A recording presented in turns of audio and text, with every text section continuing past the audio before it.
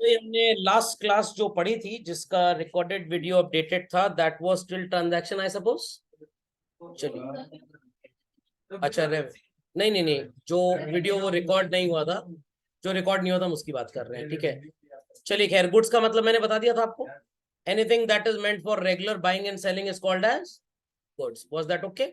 चलो, हाँ, तो हमको पार्टीज ऑफ द बिजनेस भी पढ़ चुके थे। जो बायर होता है वो डेटर होता है, और जो सेलर होता है वो क्रेडिटर होता है। तो before we proceed further with revenue, ये वाला पोर्शन एक बार देखेंगे, देन वील प्रोसीड फर्दर। मैंने डेटर्स के कुछ एग्जांपल्स यहाँ पे लिखे हुए हैं।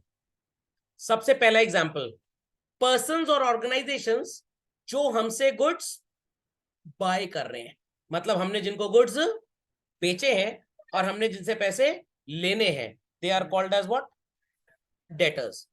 पर्संस और organisations selling goods to us, जो हमें गुड्स बेच रहे हैं, द सेलर्स बेसिकली क्या बोलेंगे आप उन्हें? क्रेडिटर्स। अब कॉमन सेंस की बात है कि भाई हमने जिनको गुड्स बेचे, we'll take money from them और we'll give money to them.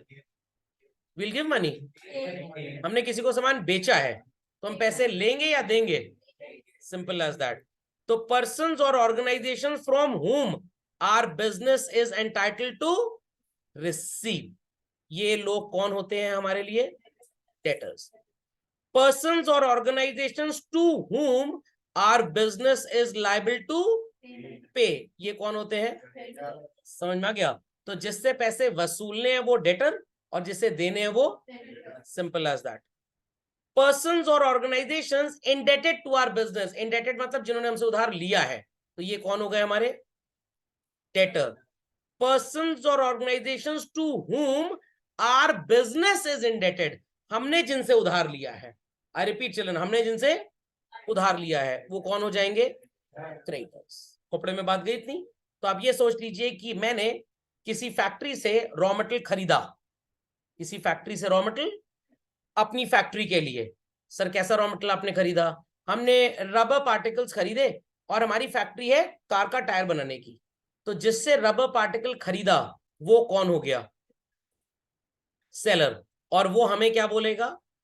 Simple as that. हमने उधार में उससे रबर पार्टिकल्स या केमिकल खरीदे हैं, तो हम उसे क्या बोलेंगे? क्रेडिटर। और वो हमें क्या बोलेगा? डेटर। समझ गए इतनी बात? नहीं समझ में आई? पक्का? तो हमें उससे पैसे देने हैं या उससे पैसे लेने हैं? हमने पैसे देने हैं, तो हम बोले जाएंगे और वो बोले जाएंगे। तो बस ये बातें क्लियर रखिएगा कि डेटर और क्रेडिटर जैसे वर्ड्स क्रेडिट ट्रांजैक्शंस में आते हैं, कैश ट्रांजैक्शन में कभी नहीं आते। तो if you have bought something, sold something, पैसे का लेन देन तुरंत हो गया, तो कोई भी डेटर नहीं होगा और कोई भी क्रेडिटर नहीं होगा। ये तभी होंगे when we have which type of transactions? Credit transactions. इतना समझ में आ गया? पक्का? तो हम जिससे पैसा वसूलने के लिए एंटाइटल्ड है, जिसने हमसे उधार लिया हुआ है, जो हमें पैसे देगा, दे ऑल आर डेटर्स। हमने जिनको पैसे देने हैं, जिन लोगों की उधारी हमारे सिर पे है, और जो हमसे वसूलेंगे, they are called as creditors. The other name is buyers and customers, and here it is sellers and suppliers. तो भाई डेटर क्रेडिटर सबको क्लियर हो गया? फिर एक आखिरी एग्जांपल लेते हैं। आपने कुछ स्टडी मटेरियल अपने स्कूल का अपने फ्रेंड से लिया, बिकॉज आप स्कूल नहीं गए थे और बहुत ज्यादा था, तो आपने सोचा लिखने में टाइम लगेगा, इसको जेरोक्स करा देते हैं। 500 रुपीज का जेरोक्स था, आपने फोटोस्टैट वाले को बस 100 रुपए दिए हैं। How much is left? Debtor कौन है? We are the debtors. Creditor कौन है?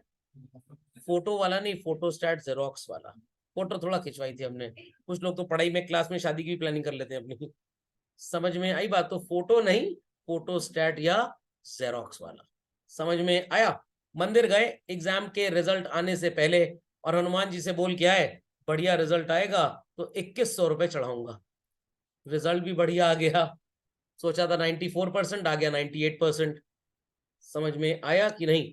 और पापा ने बोला था कि 96% मार्क्स आएंगे तो कुछ बहुत अच्छा गिफ्ट ले देंगे, और आपके मार्क्स कितने आ गए? गिफ्ट कैंसिल हो गया। 96 बोला था ना पापा ने, आप तो 98 ले आए, तो गिफ्ट कैंसिल हो गया। तो अब आपने हनुमान मंदिर में या किसी भी मंदिर, मस्जिद, चर्च, गुरुद्वारे में बोला था 2100 रुपए का प्रसाद चढ़ाऊंगा, और आप अभी तक प्रसाद चढ़ाने नहीं गए, तो आपने किससे उधार लिया हुआ है? To the almighty. समझ में आ गया? तो क्रेडिटर किसको बोलेंगे आप? To the almighty. और वो आपको क्या बोलेंगे? डेटर। समझ में आया? पक्का? कंफर्म? पापा ने बोला था 96% मार्क्स आएंगे तो एक बढ़िया सा गिफ्ट ले देंगे, और 98% आ गया। आपने पापा का मेरा गिफ्ट, पापा का कैसा गिफ्ट? 96 में बोला था, 98 ले आए। गिफ्ट जोक सपाट, 98 पे भी गिफ्ट मिलेगा, बट अभी तक मिला नहीं है। तो कौन आपको गिफ्ट देगा? पेरेंट्स। किसे गिफ्ट मिलेगा? आपको। डेटर कौन है यहाँ पे? Parents are the debtors. Parents are the, क्योंकि आपने उनसे वसूलना है, और आप क्या है? क्रेडिटर। समझ में आ गया ये रिश्ता क्या कहलाता है? सबसे डिफिकल्ट टर्म है बेसिक टर्म्स में, अकाउंटेंसी में। तो कभी भी फंसे फंसाएं, जस्ट रिमेंबर दिस। डेटर कौन होगा? बायर, और जिसने उधार लिया है, और जिसने उधार दिया है वो कौन होगा? सेलर। फ्लिपकार्ट से पे लेटर स्कीम में मोबाइल खरीदा, कौन है क्रेडिटर? फ्लिपकार्ट। और कौन है डेटर? आप सब। समझ में आया कि नहीं आया? पक्का? मम्मी ने कहा गेस्ट आए हैं, जाओ चाय नाश्ता इंतजाम करो। आपने कहा बदले में हमको क्या मिलेगा? बदले में 2 झापड़ कम मारेंगे अगर गलती करोगे तो। समझ में आ गया? अब गेस्ट आए, चाय नाश्ता बनाया, गलती करने मम्मी ने 2 झापड़ मारी दी है, बट प्रॉमिस क्या था? 2 झापड़। तो किससे आपने ऑब्लिगेशन लेना है बट मिला नहीं आपको? मम्मी से। तो मम्मी क्या हो गई? डेटर, और आप क्या हो गए? क्रेडिटर। क्योंकि उन्होंने आपसे काम तो करवा लिया चाय पानी नाश्ते का, बट बदले में आपको कुछ दिया नहीं। अभी मिलेगा थोड़ी देर में। समझ गए? चलिए, तो ये सब हम पढ़ चुके थे। बिल रिसीवेबल और पेबल एक बार बताता हूं फिर से। आपके 50 कस्टमर्स हैं, कितने? आउट ऑफ 50, 38 कस्टमर्स हैं जिनको आपने मुजबानी उधार दिया है, कुछ लिखा पढ़ी नहीं करवाई। 12 कस्टमर्स आर देयर जिनके ऊपर आपको बिल्कुल भी विश्वास नहीं है और आपने लिखा पढ़ी करवा ली। इन 12 कस्टमर्स को आप बोलेंगे bills receivable, and they will be called as what? Debtors. और इन दोनों को मिला देंगे तो क्या बनेगा? रिसीवेबल। समझ में आ गया? मारुति सुजुकी इंडिया लिमिटेड, ये कंपनी कार्स बनाती है।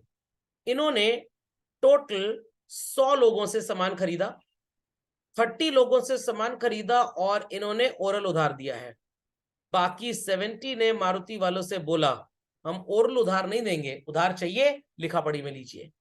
तो this is called as bills payable, this is called as creditors, और सबको मिला देंगे तो क्या हो जाएगा? पेबल्स हो जाएगा। समझ में आ गया? मोहल्ले की दुकान पे आप गए, ग्रोसरी आइटम्स खरीदे, मुंह जबानी उसने उधार दे दिया, what you will be calling them? चप्पल की दुकान पे गए, उसने कागज लिखवा लिया, क्या बोलेंगे? सारे शॉपकीपर्स को मिला के क्या बोलेंगे? Very difficult. नींद आ रही है? नहीं तो स्विच बोर्ड में हाथ डाल लीजिए, करंट लगेगा, नींद खुल जाएगी। चलिए, तो लोगों को समझ में आ गया? लोगों को समझ में आ गया? चलिए, ये पढ़ चुके थे हम। तो मुंह जबानी जिनसे उधार की बात की है, उधार दिया है तो डेटर, लिया है तो क्रेडिटर। ओरल उधार जिन्हें दिया, ओरल उधार जिनसे लिया, ओरल बिल ऑफ एक्सचेंज है ना। तो आपने किसी कस्टमर को रिटर्न उधार दिया तो बिल होगा। ओरल में भी सब वही बोल रहे हैं, गलत सलत सत्संग टीचर बोले बच्चा भी वही बोल देता है। ओके, चलिए, तो खैर ये सब चीजें हम कर चुके हैं। स्टॉक वर्ड हमने पढ़ा था, स्टॉक वर्ड हमने पढ़ा था। जो भी सामान आप बिजनेस में खरीदते हैं, it is known as goods.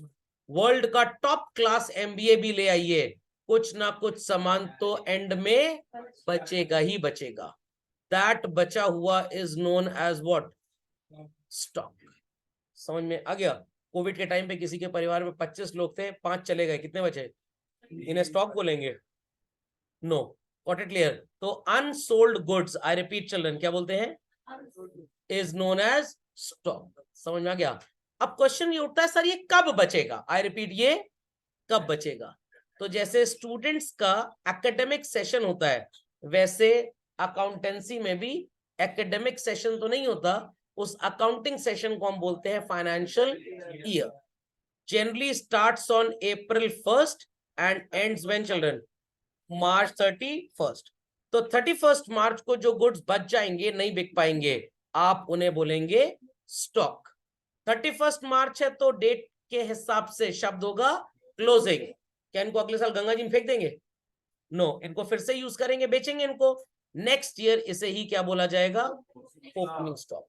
तो रात का बचा हुआ खाना जो फ्रिज के अंदर गया, इट इज क्लोजिंग स्टॉक। और कल सवेरे वही जब निकला, simple as that. Any doubts? Many doubts? पक्का? आप बिजनेस करते हैं शूज का और आपने लेदर खरीदा, titled as what? Raw material. Shoes बन रहे हैं, पूरी तरह से बन के सेल होने के लिए तैयार नहीं है, तो या तो आप इसे वर्क इन प्रोग्रेस बोलेंगे या तो आप बोलेंगे सेमी फिनिश। और जो पढ़ने के लिए तैयार हैं, मतलब मार्केट में बिकने के लिए तैयार हैं, क्या बोलेंगे उसे? Finish goods. बातें समझ में आई? आप एक रेस्टोरेंट चलाते हैं, एक ढाबा चलाते हैं, कस्टमर ने रोटी मांगी, क्या आप जादू से रोटी बना देंगे? नो। आप आटे की बोरी खोलेंगे, आटे में पानी वगैरह जो भी है मिलाएंगे, डो बनाएंगे उसका।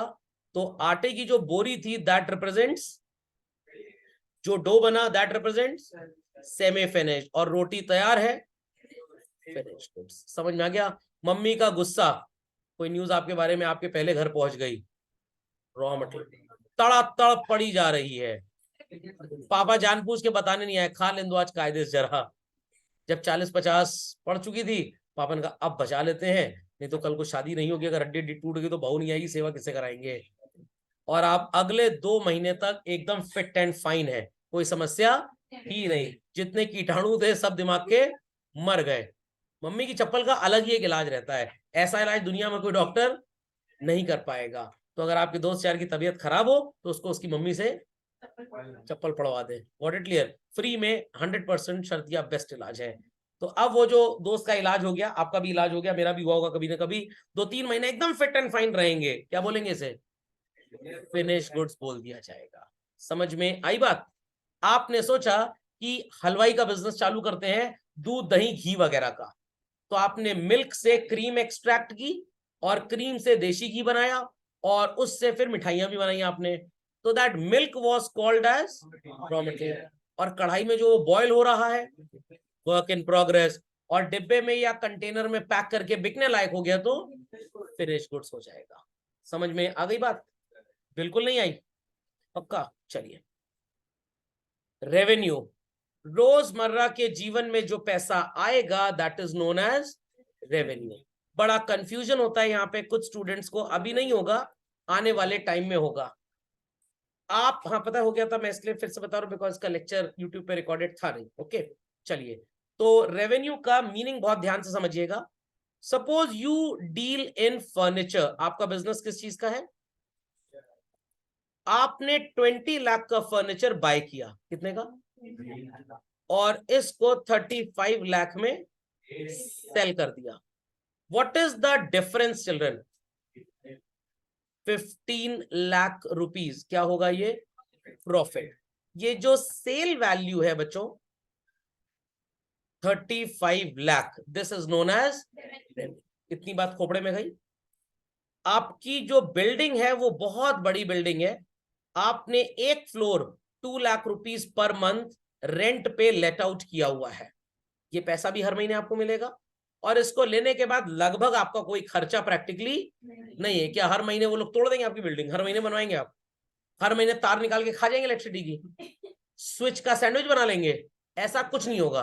What it clear? तो ये पूरा 2 लाख प्रॉफिट ही है एक तरह से, तो इसे भी आप रेवेन्यू बोलेंगे। आपने पड़ोसी का घर बिकवा दिया, उसने 1 लाख रुपीज आपको कमीशन दे दी। कंपनीज के शेयर्स में पैसा इन्वेस्टेड है, 2 लाख रुपी एनुअली कंपनी अपने प्रॉफिट में से आप जैसे शेयर होल्डर को इनकम भेजती है, जिसे बोलते हैं डिविडेंड। मैथ्स क्लास पे आईसीएसई स्टूडेंट्स ने एक चैप्टर पढ़ा होगा शेयर्स एंड डिविडेंड्स करके। What it clear? आपने बैंक में मनी इन्वेस्ट किया है, 80,000 रुपीज साल का आपको इंटरेस्ट मिलता है। ऑल मनी, आई रिपीट चिल्ड्रन, ऑल मनी जो रेगुलरली रिसीव्ड है या रिसीवेबल है, सर इसका क्या मतलब हुआ? कस्टमर शॉप पे आया, सामान लिया, गुड्स लिए, पैसे देके चला गया, रिसीव्ड। कस्टमर शॉप पे आया, सामान लिया एंड ही सेड कि मैं 2 महीने बाद पैसे दूंगा, इट इज रिसीवेबल। दोनों चीजों को आप क्या बोलेंगे? रेवेन्यू। जो आ गए पैसे वो भी और जो आएंगे वो भी। और कस्टमर उधार में सामान लेके गया है ना, तो आप उसे क्या बोलेंगे? डेटर या क्रेडिटर? डेटर। समझ में आ गया? तो कैश में सामान बिका, पैसे तुरंत आ गए, रेवेन्यू। क्रेडिट में बिका, फ्यूचर में पैसे आएंगे, that is also known as revenue. तो प्रॉफिट और रेवेन्यू में डिफरेंस समझ में आ गया? प्रॉफिट और रेवेन्यू में डिफरेंस समझ में आ गया? तो I want people to please update this very quick. Yes sir. So हमारा अगला टॉपिक जो था दैट इज प्रॉफिट, और इस टॉपिक को थोड़ा एक्सपैंडेड वे में हम पढ़ेंगे। मैं कुछ आपको और बताऊंगा, तब आप इसको लिखना स्टार्ट करिएगा। चलन बहुत ही सिंपल शब्द है कॉमर्स की भाषा में, titled as what? Learnings, earnings. Very good. Earnings के 3 मीनिंग्स हैं चिल्ड्रन। कितने मीनिंग है? 3, जिसमें से एक मीनिंग प्रॉफिट भी होता है। चलिए ध्यान से सुनिएगा। द फर्स्ट एंड फॉरमोस्ट जो मीनिंग आपके सामने आने वाला है that is profit. Second meaning जो आपके सामने आएगा दैट इज इनकम। और थर्ड मीनिंग जो आपके सामने आएगा इट इज गेन। ध्यान से सुनिएगा। मेरा प्रोफेशन टीचिंग का है, यस और नो? मेरा प्रोफेशन टीचिंग का है। क्या मैं कोई सामान बेचने खरीदने का काम करता हूं? Do I indulge my self in to buying and selling of some articles? Not at all, not at all. तो प्रॉफिट हमेशा बिजनेसमैन की भाषा में आता है। आई रिपीट, किसकी भाषा में आता है? बिजनेसमैन की। तो कोई भी ऐसी अर्निंग जो रेगुलर हो and it is a result of business activities, आप इसे क्या बोलेंगे? प्रॉफिट बोलेंगे। क्या बोलेंगे? प्रॉफिट। आपकी सो कॉल्ड इनकम की जो डेफिनेशन होती है सर, उसमें रेगुलरिटी आएगी? बिल्कुल भी नहीं आएगी। It has to be irregular. I repeat, it has to be irregular and it is a result of non-business activities. एक तो ये मीनिंग है इसका। दूसरा मीनिंग क्या है? If it is regular it should be the result of professional activities. तो अगर आपके पापा को बिजनेस सो कॉल्ड किसी चीज का करना और वो कर भी रहे हैं और उससे कुछ अर्निंग्स हो रही है उनको, तो आप क्या बोलेंगे? पापा को हर महीने रेंट भी मिल रहा है बिल्डिंग से, बट वो कोई लैंडलॉर्ड या जमींदार नहीं है। आई रिपीट, लैंडलॉर्ड और जमींदार नहीं है, बट उनको हर महीने रेंट मिल ही रहा है, तो रेगुलर तो हो गया। बट क्या ये इनकी बिजनेस एक्टिविटी है? Not at all. मेरे जैसा टीचर रेगुलरली सो कॉल्ड कुछ ना कुछ मनी अर्न कर रहा है, but I am not doing any business. What I am doing? I am doing professional activity. समझ में आ गया? तो इंटरचेंजेबली इन तीनों शब्द का मतलब तो एक ही है, बट कहीं ना कहीं आपको इनके बीच में हेयरलाइन डिफरेंस मिलेगा। तो प्रॉफिट तब होगा when it is which type of activity? Business, and it should be regular in nature. समझ में आई बात या बिल्कुल नहीं? Got it? Thereafter income की अगर बात करें तो बिजनेसमैन के लिए इट इज इररेगुलर और प्रोफेशनल पर्सन के लिए रेगुलर। आपने चेतन भगत जी का नाम सुना है? टॉक शोज वगैरह डिलीवर करते हैं। सोनू निगम जी का नाम सुना होगा, म्यूजिक कॉन्सर्ट्स ऑर्गेनाइज करते हैं। तो क्या वो लोग कुछ खरीदने बेचने का काम कर रहे हैं? नो। तो म्यूजिक शोज से जो उनको पैसा मिल रहा है वो रेगुलर एक्टिविटी है, बट प्रोफेशनल है। समझ में आ गया? बिजनेस नहीं है। गेन क्या होता है? Again it is irregular in nature and it is non business or it is non professional. Furniture पुराना था, कबाड़ी को बेच दिया, क्या ये रोजमर्रा का काम है? नो। पापा ने आपके बिजनेस में कुछ कबाड़ी इकट्ठा हुआ स्क्रैप, वो भी कबाड़ी को बेच दिया, क्या ये रोजमर्रा का काम होगा? नो। तो ये हो गई इररेगुलर एक्टिविटी और इसे आप क्या बोलेंगे? गेन बोलेंगे। Got it clear? आपके पापा एक बिजनेसमैन है, बिजनेस करके अर्निंग्स हुई, we'll call it as profit. एक बिल्डिंग बहुत पुरानी थी, एंसेस्ट्रल प्रॉपर्टी थी, पुश्तैनी प्रॉपर्टी, कस्टमर और प्राइस अच्छा मिल रहा था, he thought to sell it. क्या ये पापा की रेगुलर एक्टिविटी है? तो एक बिल्डर, प्रॉपर्टी डीलर अगर बिल्डिंग के बाइंग सेलिंग का काम रेगुलरली कर रहे हैं तो उससे होने वाली अर्निंग को we'll call as profit. But मैं बिल्डर नहीं हूं, आपके पापा कॉलोनाइजर नहीं है, कोई एंसेस्ट्रल प्रॉपर्टी थी, अब लग रहा है भाई वहां पे कोई रहेगा तो है नहीं, it is better to sell it off, तो ये इनकम कौन सी हो गई? तो आप इसे क्या बोलेंगे? गेन बोलेंगे। तो इन तीनों शब्दों में हेयरलाइन डिफरेंसेस समझ में आ गए? गेन और इनकम में क्या डिफरेंस है? कुछ लोग कहेंगे सर ये वाला पार्ट और ये वाला पार्ट एकदम सेम है, यस और नो? तो अगर आप एक बिजनेसमैन हैं, आप क्लोथिंग की बाइंग सेलिंग करते हैं, शूज की बाइंग सेलिंग करते हैं और आपको इंटरेस्ट मिल रहा है बैंक से, जब डिपॉजिट होगा तभी मिलेगा, डिपॉजिट नहीं होगा तो it is your irregular earnings. I repeat, it is your, आपने कंपनीज के शेयर्स में पैसा इन्वेस्ट किया है, गारंटी है कंपनी हर साल डिविडेंड देगी आपको, उन्हें प्रॉफिट होगा तो आपको डिविडेंड देंगे, प्रॉफिट नहीं होगा तो नहीं देंगे। It is what children? और ये आपकी बिजनेस एक्टिविटी नहीं है। बट मेरे लिए कहीं जॉब करके सैलरी अर्न करना is regular and it is due to my professional activity. तो मैं इसे क्या बोलूंगा?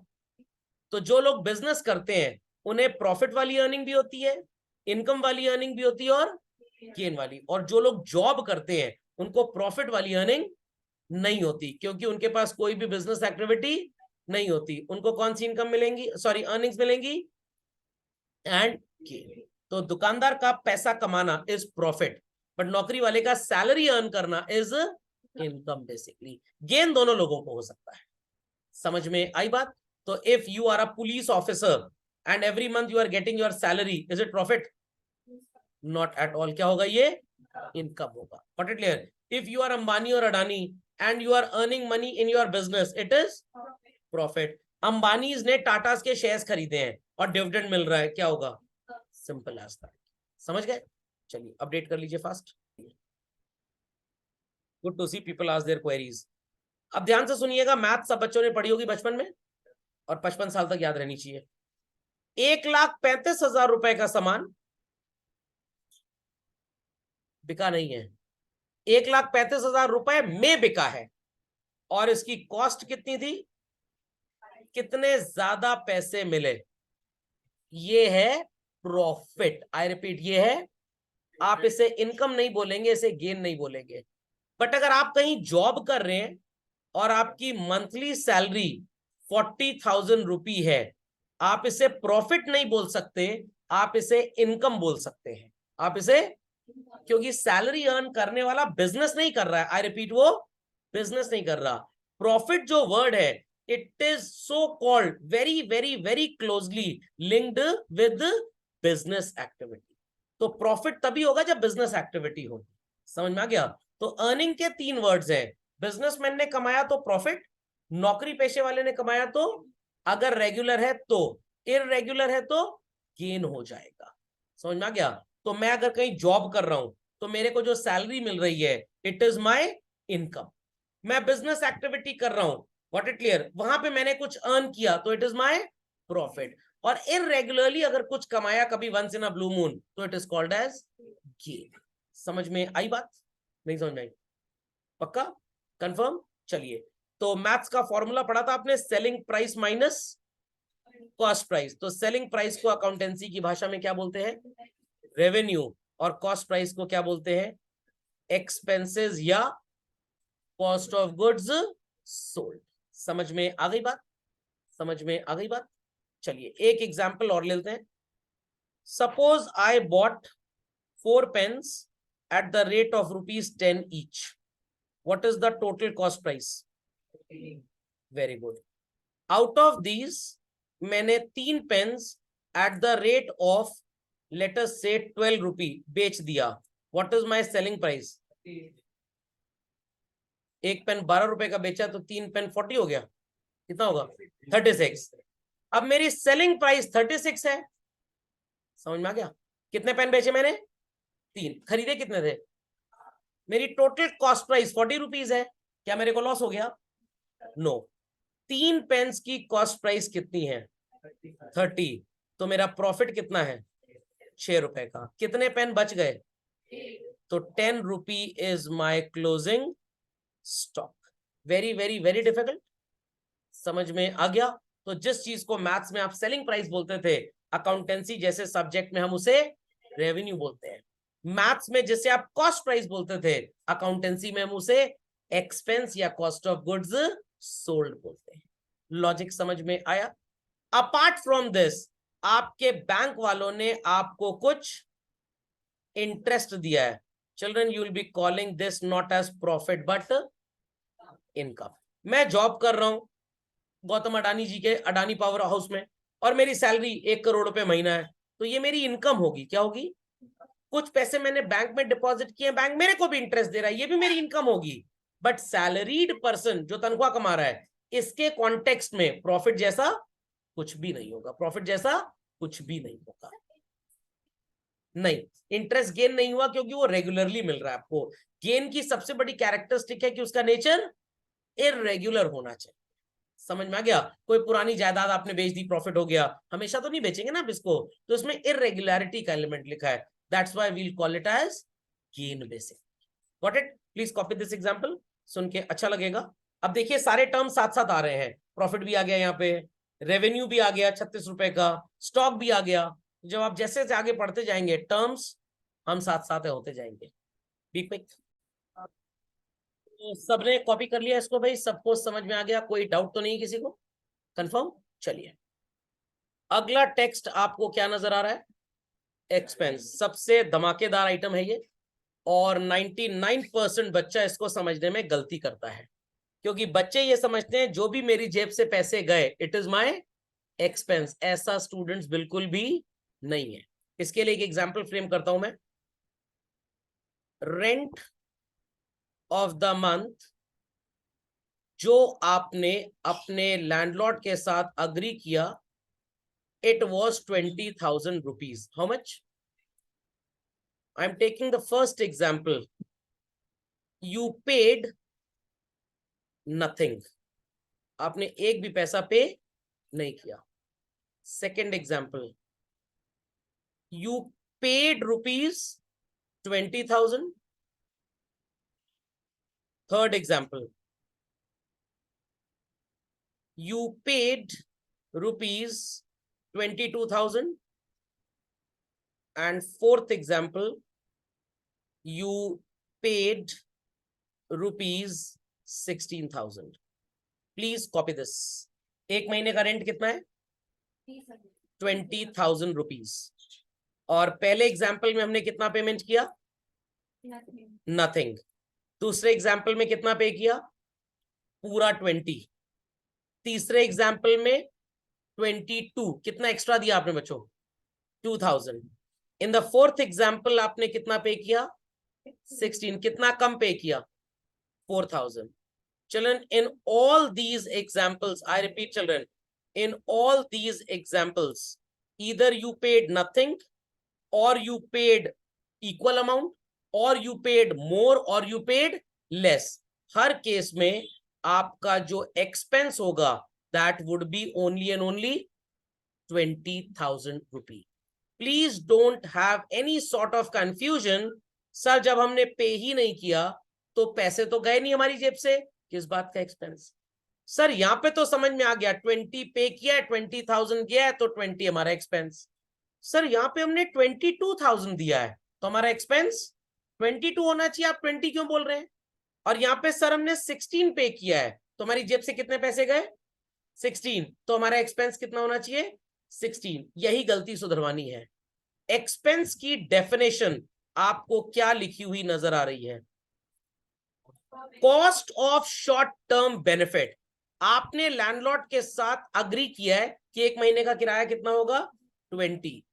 पे कितना किया कितना नहीं किया, क्या इस डेफिनेशन में कहीं पे भी ये लिखा हुआ नजर आ रहा है amount paid in cash is expense? No. आपकी कॉस्ट कितनी है दैट इज एक्सपेंस। पेमेंट आपने कितना किया ये कभी भी एक्सपेंस नहीं होगा।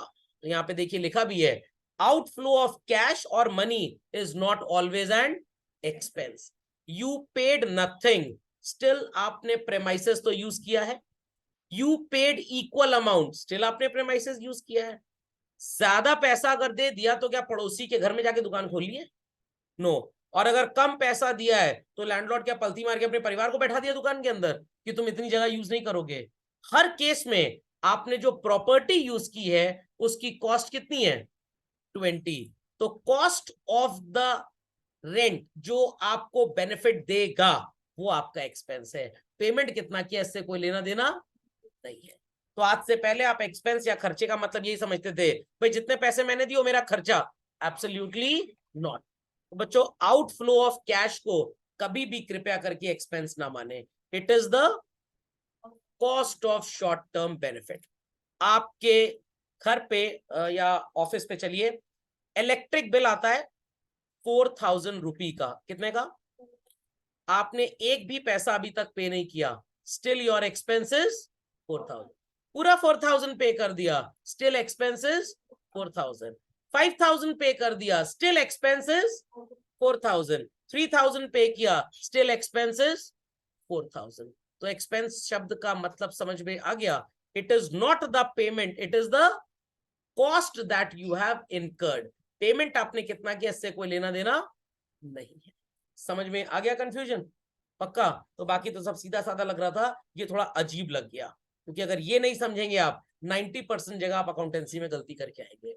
90% जगह। घर में गेस्ट आए, मम्मी ने कहा कुछ मीठा ले आओ, आप आधा किलो चीनी ले आए हैं, चप्पल खाने के लिए तैयार रहिए आप। मम्मी का बेवकूफ कहिए, ये क्या लाया, मीठा बोला था लाने को, आप गए 2 किलो गुड़ लेके चले आए, डबल चप्पल खाने को तैयार रहिए। व्हेन मम्मा सेज कुछ मीठा ले आओ, इसका क्या मतलब है? अरे डेयरी मिल्क ले आओ, फेरेरो रोशर ले आओ, कुछ सो कॉल्ड सोहन पापड़ी, सोहन हलवा, ये सब ले आओ। तो मीठे का मतलब क्या है? एक काम करते हैं, दवाई ले आते हैं, मीठा वाला कंपट घर में रखा है, वो काम करेगा। तो आपको लिटरल मीनिंग नहीं समझना, उसका कॉन्सेप्चुअल मीनिंग समझना है। समझ में आया? आपसे मम्मी ने कुछ बोला घर पे, कुछ जाओ सामान उठा के ले, आप कुछ और ले, मम्मी क्या बोलते, अंधे हो क्या? चश्मा लगा हुआ अगर ये अंधे हो क्या? डबल आंख है मेरी तो। अंधे हो क्या, मम्मी के कहने का क्या मतलब है? You have not shown the due amount of intelligence that was required. समझ में आ गया? आप घर पहुंचे, आप बहुत गर्मी लग रही है, मम्मी कह रही एसी चल तो रहा है, अरे संभाल के रखो कि पड़ोसी के ना चला जाए। अरे चल रहा है मतलब it is in working condition, पैर से नहीं चलता है एसी। समझ में आया? एक बार एक जगह हमने चौराहे पे देखा, रिक्शे वाला खड़ा था, हमने उससे पूछा कुछ दूर तक जाओगे? कह रहा जाएंगे। तो मैंने कहा जाओ फिर यहाँ क्यों खड़े हो? तो उसका कहने का मतलब था कि अगर आपको ट्रैवल करना है तो आपको कैरी कर सकते हैं। तो सेंसिबल मीनिंग पे ध्यान देना है। आई रिपीट, किस पे ध्यान देना है? सेंसिबल मीनिंग पे। समझ में आ गया? पड़ोसी के घर में कोई आया, दरवाजा खटखरा रहा, खोल ही नहीं रहा, आपसे पूछा कहाँ है पड़ोसी? गए। गए मतलब भगवान के पास नहीं गए हैं, पनीर खरीदने गए, थोड़ी देर में आ जाएंगे। तो एक्सपेंस शब्द का मतलब बच्चों कैश आउटफ्लो कभी नहीं होता है। It is the cost of short term benefit. समझ में आई बात? एग्जाम्पल लिख लीजिए वेरी क्विकली। चलिए, लॉस का मतलब क्या होता है? लॉस की बच्चों 2 डेफिनेशंस हैं। 95,000 rupee was the cost price, और आपने इस सामान को कितने में बेचा? 35 में। How much less did you realise? This is known as what? ये एक एग्जाम्पल है। Cost price is more and selling price is, I repeat children, cost price is more and selling price is less. इतनी बातें समझ में आ गई? नहीं समझ में? पक्का? नेक्स्ट, गोडाउन में आग लग गई। सर अच्छा सर, इसमें सर चिकन रोस्ट कर लेंगे। चोरी हो गई। सर बढ़िया, भागेंगे और हमारे ऊपर मूवी बनेगी, भाग चोर भाग, भाग मील का भाग। एक्सीडेंट हो गया। सर होनी को कौन टाल सकता है? तो ये सारी वो चीजें हैं जिससे आपको जो सेट एडवांटेज मिलना चाहिए था वो नहीं मिलेगा। This will be called again as what children? Loss. तो आप स्कूल गए, आपने चौक का डिब्बा लिया, चौक का बुरादा बनाया और चावल मिला के खा गए। आपके लिए प्रॉफिट हो सकता है, बट स्कूल के लिए वो क्या है? लॉस है, क्योंकि ये चौक इस्तेमाल होनी थी लिखने में, बट इस्तेमाल हो नहीं पाई। समझ में आ गया? तो लॉस के 2 एग्जांपल्स हैं। Cost price being excess of selling price, second any fact और एक्टिविटी जिसके अगेंस्ट फर्म को कोई बेनिफिट नहीं मिला। बात समझ में आई? तो कभी कभी आप देखते होगा न्यूज़पेपर में छपता है भाई शॉप पे आग लग गई, गोडाउन में आग लग गई, देखा होगा ना कभी आपने। भगवान ना करे ऐसा किसी बिजनेसमैन के साथ हो, तो that is again called as what children? Loss. Recession चल रहा है, सामान इतना ढेर सारा पड़ा हुआ है, बायर है ही नहीं मार्केट में, तो बेचारा शॉपकीपर क्या करता है? सेलिंग प्राइस को कम कर देता है कि उसका सामान बिक जाए। He also suffers at this place what? Loss. Any doubts? Many doubts? पक्का? तो लिख लीजिए कहीं पे, excess of cost price over selling price. Excess of cost price over selling price.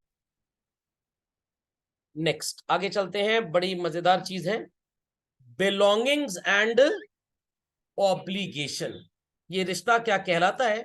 इसके लिए मेरे को एक छोटा सा वेब सीरीज तो नहीं बनानी पड़ेगी, बट कुछ काम करना पड़ेगा जिससे आपको चीजें समझ में आएंगी। ध्यान से सुनिएगा, आप भी ये ड्राइंग बनाएंगे तो बहुत अच्छा लगेगा आपको, नहीं बनाएंगे तब भी अच्छा ही लगने वाला है, बट बना लीजिए। ये कौन है, लोग समझ गए होंगे। ये है बेचारा मिस्टर पहले दिन वाला हमारा एलेक्स, बहुत खुश है ये।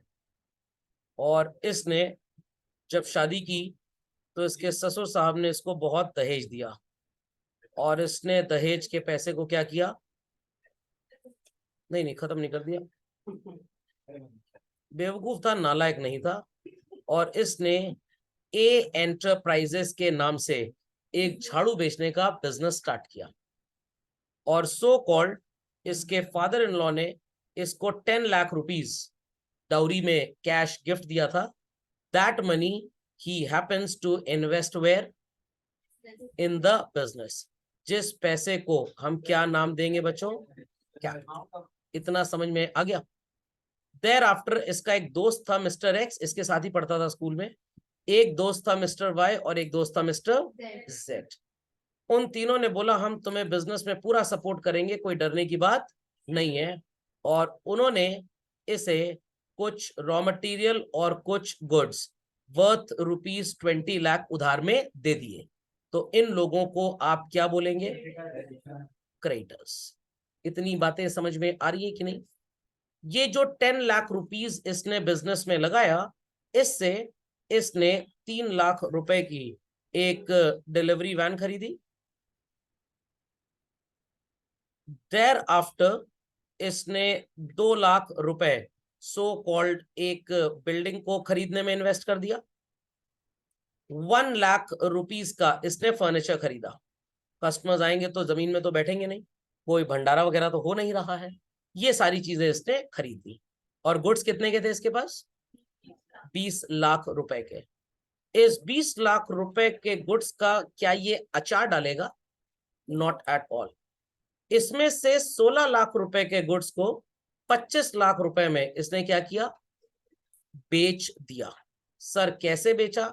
सब बता रहा हूं, कुछ नहीं छुपाऊंगा, डोंट वरी। 18 लाख रुपए तो इसको कैश मिल गया, this was a cash cell. और बाकी 7 लाख रुपीस के goods he sold on credit. जिस इंसान को क्रेडिट में गुड्स बेचते हैं बच्चों, उसे क्या बोला जाता है? डेटर। इतनी बातें समझ में आ रही है कि नहीं? तो आउट ऑफ 20 लाख रुपीस के जो गुड्स थे, उसमें से 16 लाख वाले बिक गए। कितने के बचे बच्चों? 4 lakh. This is known as what? Stock. Better to be said as closing stock, क्योंकि भाई ईयर के एंड में बचा है। इतनी कहानी सबको समझ में आ गई?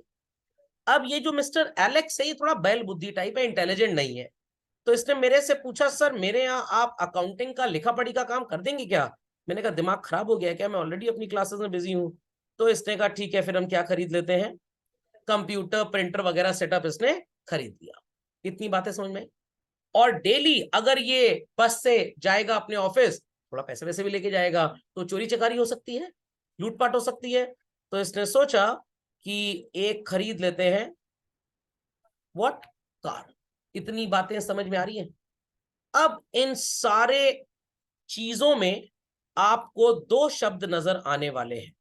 सर कौन से 2 शब्द नजर आने वाले हैं? 2 शब्द क्या होंगे? मैं एक चीज और लिख लूं फिर आपको बताता हूं। पैसे थोड़े से और रिक्वायर्ड थे, तो स्टेट बैंक ऑफ इंडिया में इसके मौसा जी जॉब करते थे और ये अच्छा बिजनेसमैन भी था, तो इसने स्टेट बैंक ऑफ इंडिया से 15 लाख रुपीस का लोन ले लिया। तो अब दो बातें इसके दिमाग में हमेशा घूमती हैं कि मेरे बिजनेस की बिलोंगिंग्स क्या है और मेरे बिजनेस की ओइंग्स क्या है। चलिए बच्चे ऑब्लिगेशन लिख के अगर आत्मा शांत करना चाहते हैं तो मैं वही लिख देता हूं। So he wants to know what are the obligations of the business and what are the belongings of the business. तो बिलोंगिंग्स को हम बोलते हैं हिंदी की भाषा में जायदाद, और ऑब्लिगेशंस को बोलते हैं रिस्पॉन्सिबिलिटी इन इंग्लिश लैंग्वेज, और अकाउंटेंसी की लैंग्वेज में बोलते हैं लायबिलिटीज, जिम्मेदारियां बिजनेस की। आई रिपीट चिल्ड्रन, किसकी? बिजनेस। तो इतनी ड्राइंग आप भी बना लीजिए, फिर पिक एंड चूज अप्लाई करते हैं। Be quick. ड्राइंग बहुत अच्छी भी लगी होगी लोगों को, बड़े काम की ड्राइंग है। अब ये वीडियो यूट्यूब पे अपलोड हो जाएगा तो अंगूठा भी दिखा दीजिएगा जरा, ऊपर वाला अंगूठा, नीचे वाला अंगूठा नहीं, मतलब लाइक वाला, अनलाइक वाला नहीं। Big big big big. तो लेट्स स्टार्ट। आप मेरे को बताएंगे कि कोई भी पर्टिकुलर चीज बिजनेस की बिलोंगिंग है या नहीं। चलन, ये जो डिलीवरी वैन है, it belongs to the business, yes और no? Building is also the belonging of the business, yes और नो? और अगर विजय माल्या होंगे तो ये लोन का पैसा भी बिलोंगिंग, ये कभी वापस नहीं करना। कैसा होगा? ये पैसे आपको वापस करने हैं।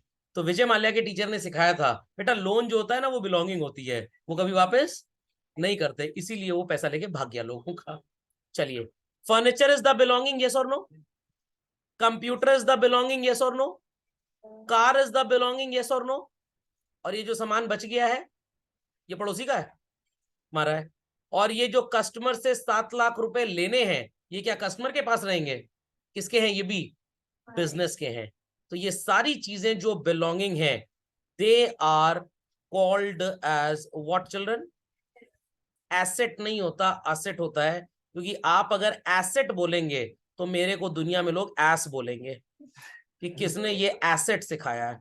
It is not asset, it is asset. सबको समझ में आ गया? तो like I have marked arrows, I want everybody कि आप भी एरो मार्क कर लें। और अगर एरो नहीं मार्क करना चाहते तो मैं थोड़ा इजी क्लासिफिकेशन आपको दिखा देता हूं। मैं ब्लू कलर से शेड अप कर देता हूं जो हमारी एसेट्स हैं। Debtors, closing stock, delivery van, building, furniture and computer, these all are what children? Asset की असेट।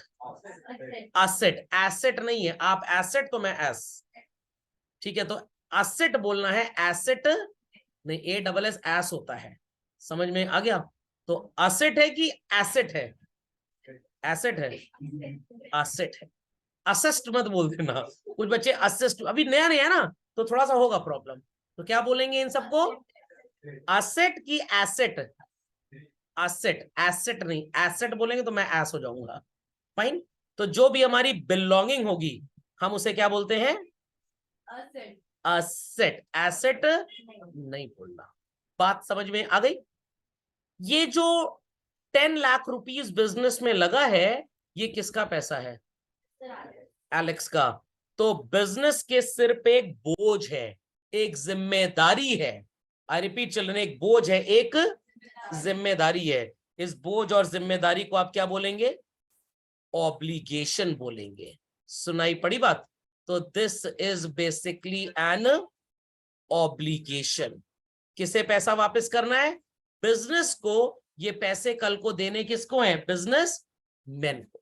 अब बच्चे क्या सोच रहे हैं पता है? पर सर मेरा ही तो बिजनेस है। आप में से काफी बच्चे ऐसे हैं जो अपने घर में रहते हैं, अगर मैं उनसे बोलूं कि आप क्या अपना घर बेच सकते हैं? अरे नहीं सर, तो पापा के नाम पे, दादाजी के नाम पे है। तो आपका घर कहां से हुआ वो? सर रुला दिया तो आपने तो बोल के।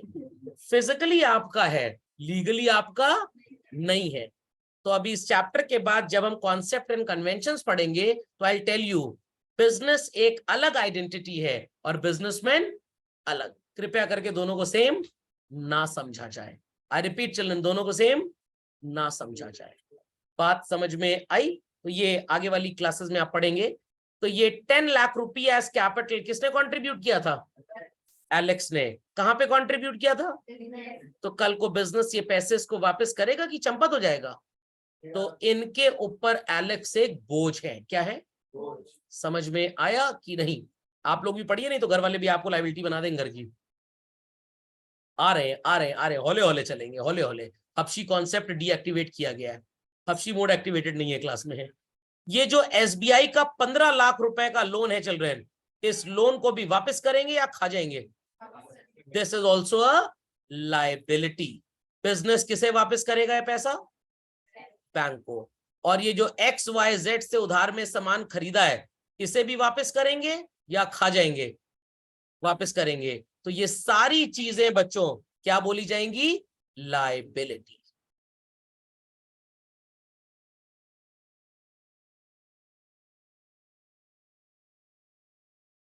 Children understood this? Children understood this? तो असेट और लायबिलिटी में फर्क नजर आ गया? जो अपने हैं असेट, जो सपने हैं वो liability. Okay, got it clear? तो anything that belongs to the business, अभी इसके ऊपर और भी ज्ञान देना है मेरे को आपको, पिक्चर अभी बाकी है। Anything that belongs to the business is called as what children? Asset नहीं, asset. And anything which is in obligation is what?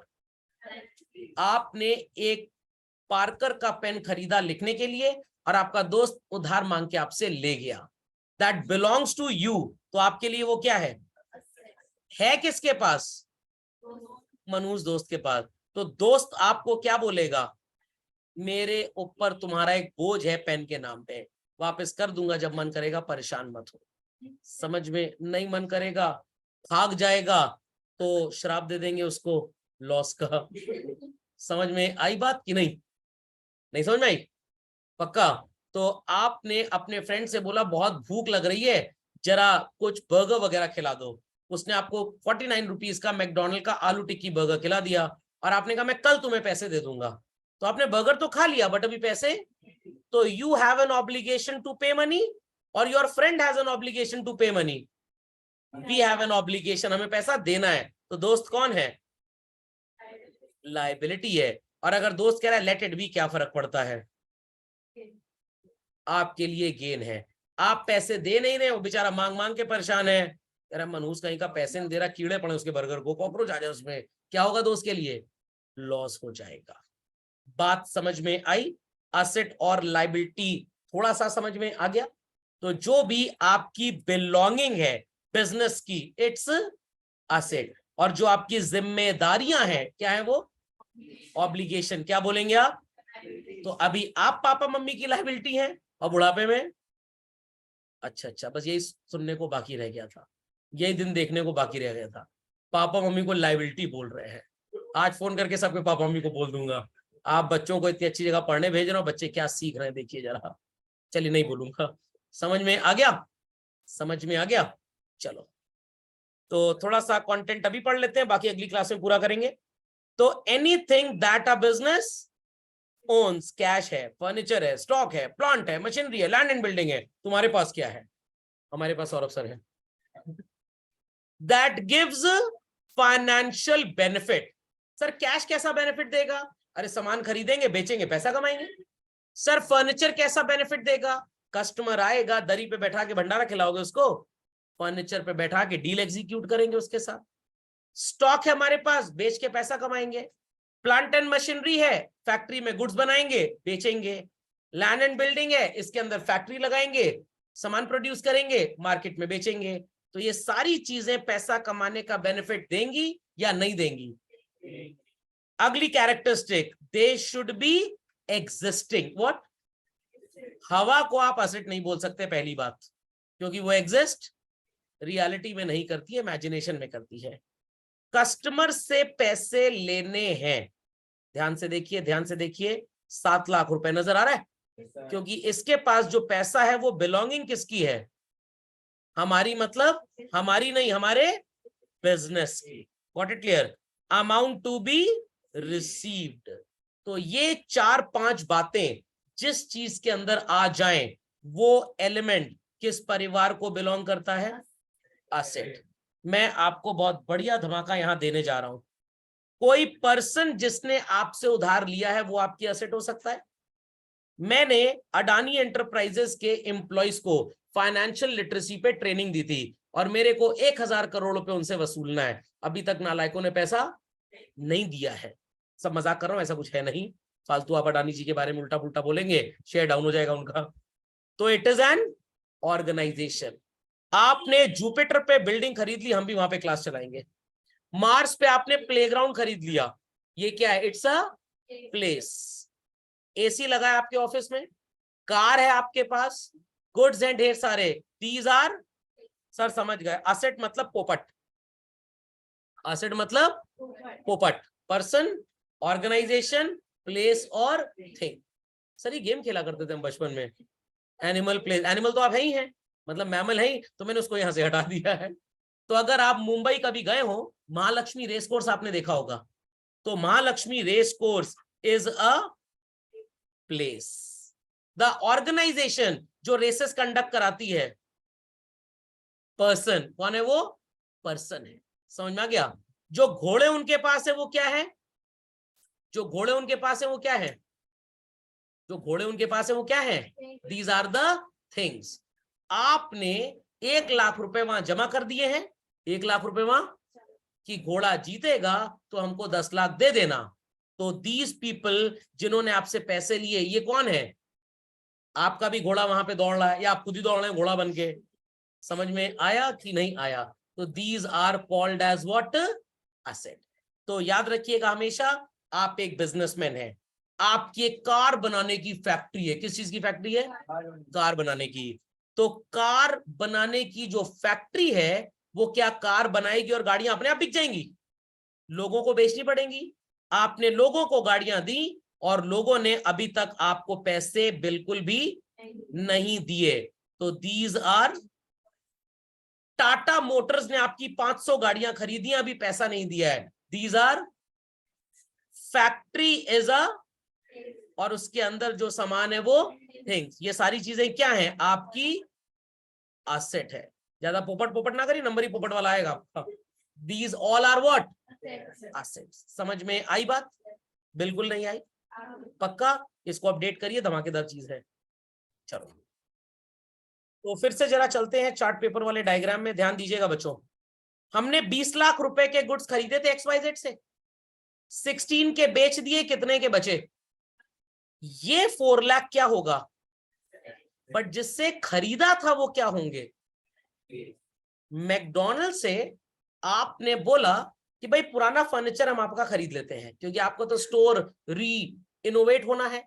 उन्होंने कहा ठीक है खरीद लीजिए। हमने उनसे फर्नीचर खरीद लिया। वो मैकडॉनल्ड है, हम स्टोर खोल रहे हैं डकडॉनल्ड, वही फर्नीचर हमने यूज करना है। तो जो फर्नीचर हमने उससे खरीदा वो हमारी बिलोंगिंग है, क्या होगा? एक फूटी कौड़ी भी अभी नहीं दे के आए हैं, 2 लाख करोड़ का फर्नीचर है, तो मैकडॉनल्ड्स वाले क्या होंगे? समझ में आया? समझ में आया? आपने अपने पड़ोस के मोहल्ले में एक शॉप को विजिट किया और वहां से एक बकेट खरीदी। क्यों खरीदी? कुछ गेस्ट घर में आते हैं, आराम से जाते नहीं है, उनके सिर में उड़ा के उनको मारना है। Bucket is your belonging. दुकानदार कह रहा है पैसा दे देंगे 15 दिन के बाद। शॉपकीपर इज, समझ में आया? समझ में आया? लाइब्रेरी से आपने एक बुक पढ़ने के लिए ली और उस बुक को आप क्या बोलेंगे? जब तक वापस नहीं कर देते, लाइब्रेरी इज व्हाट? समझ में आया? आपके पापा ने कार खरीदी, मर्सिडीज बेंज C क्लास, और बोला सौरभ सर को टीचर्स डे पे गिफ्ट कर देना। 4 करोड़ रुपए की गाड़ी है मान लीजिए, मेबैक काइसलर, तो क्या हो गई वो? और अभी आपने शॉपकीपर को बोला था 11 रुपए रख लो, बाकी बाद में दे देंगे। दैट शोरूम वाला इज लायबिलिटी।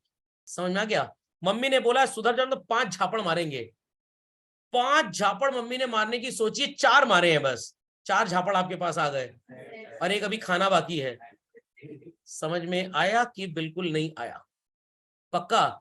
EMI पे सामान आप खरीद रहे हैं, तो वो जो सामान आपके पास आ गया और जो पैसा पेंडिंग है शॉपकीपर इज अ लाइबिलिटी, पैसा pending is not a liability. समझ में आया? और पकाऊं सुना के? चलिए, तो आज हमने असेट का पूरा जिक्र कर लिया। मैंने जूम वालों से बोला भाई मैं एडवांस नहीं दूंगा, जब पढ़ा लूंगा 1 महीना क्लास चल जाएगी तो पैसे देंगे। कह रहे सर जी कोई बात नहीं, जैसे आपका मन करे। इतने अच्छे हैं नहीं वैसे, बट मान लीजिए। तो जूम ने मेरे को एक डिवाइस भेज दी, वही कनेक्ट करेंगे तो कनेक्टिविटी होगी, वरना that is my asset, that is my zoom communications को पैसा देना है बट अभी दिया नहीं, क्या होगा वो? लायबिलिटी। पड़ोसी के यहां से 5 प्लेट ले आए हैं, अपने घर में रिश्तेदार आने वाले हैं, समझ में आ गया? कोविड इन्फेक्टेड है तो हमारी प्लेट में नहीं खाए तो अच्छा है, पड़ोसी के यहां से प्लेट ले आए, तो प्लेट क्या होगी? असेट। और पड़ोसी क्या होगा? प्लेट लायबिलिटी नहीं होगी, पड़ोसी लायबिलिटी होगा। समझ में आया? मैंने चश्मा पहना हुआ, अच्छा लग रहा है देखने में ना? झूठी तारीफ भी लोग कर ही रहे हैं। तो ये चश्मा मैं पहन रहा हूं, इट इज माय, जिस दोस्त की दुकान से खरीदा उसको पैसे नहीं दिए अभी तक, दोस्त लायबिलिटी है, दुकान लायबिलिटी। समझ में आई बात की बिल्कुल भी नहीं आई? पक्का? घर में पानी नहीं आ रहा था, सोचा पड़ोसी के यहां से भर के ले आए, और इतने नालायक थे आप, बकेट भी उसी की इस्तेमाल कर रहे हैं। तो पानी भी ले आए, बकेट भी ले आए, पानी तो इस्तेमाल हो जाएगा, बकेट। और जब तक पड़ोसी को वापस नहीं कर देते या पैसे नहीं देते उसके, पड़ोसी इज योर लायबिलिटी। तो asset can be some person, asset can be some organization, asset can be some place, asset can be some thing. liability कोई इंसान और ऑर्गेनाइजेशन हो सकता है, कोई चीज लाइबिलिटी नहीं हो सकती। आई रिपीट चिल्ड्रन, कोई चीज लाइबिलिटी नहीं हो सकती, और मैं प्रूव कर सकता हूं अपने चार्ट पेपर वाली ड्राइंग से। क्रेडिटर्स, क्रेडिटर्स क्या कोई चीज है, कोई सामान है? बैंक कोई चीज है, कोई सामान है? एलेक्स कोई चीज है, कोई सामान है? बट ये सब क्या थे? बिजनेस के लिए। तो अगर आपने मोबाइल फोन खरीदा पापा को गिफ्ट करने के लिए, बट एप्पल को आपने पेमेंट नहीं किया अभी, mobile phone is an showroom, person is a, तो असेट कोई भी पर्सन हो सकता है, कोई ऑर्गेनाइजेशन हो सकता है, कोई प्लेस हो सकती है, कोई चीज हो सकती है, पोपट। But liability could be some person, liability could be some organisation. कोई चीज और कोई सामान कभी भी लाइबिलिटी नहीं होते, याद रखिएगा। सुपर सॉलिड ब्रह्मास्त्र है गलती अवॉइड करने के लिए।